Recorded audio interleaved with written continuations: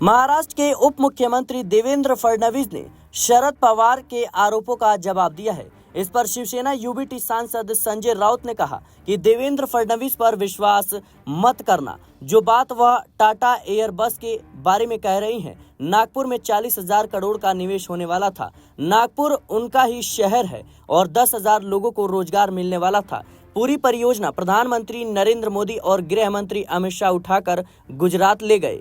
संजय राउत ने आगे कहा, उस परियोजना का कल उद्घाटन हो गया। देवेंद्र फडणवीस, आप उसके ऊपर बात कहिए। शरद पवार के जमाने में क्या हो गया, हमारे जमाने में क्या हो गया। मैं आज की बात कर रहा हूँ, कल की बात मत करिए। कल की बात पुरानी हो गई, आज की बात करिए।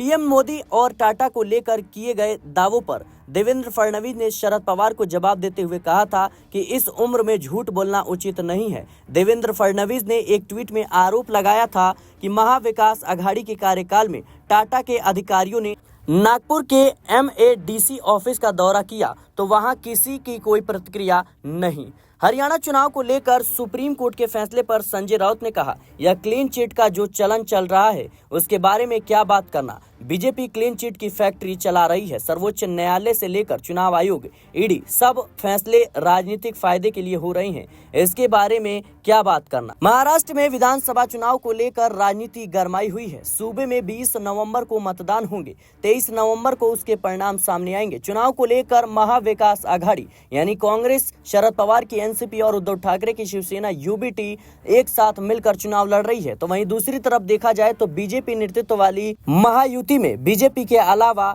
शिंदे की शिवसेना और अजीत पवार की एनसीपी शामिल है। अब देखना होगा कि इन आरोप प्रत्यारोप के बीच महाराष्ट्र चुनाव में कौन बाजी मारता है। फिलहाल के लिए इस रिपोर्ट में इतना ही। देश और दुनिया की तमाम खबरों के लिए बने रहने नेक्स्ट 9 पॉलिटिकल बाइट के साथ।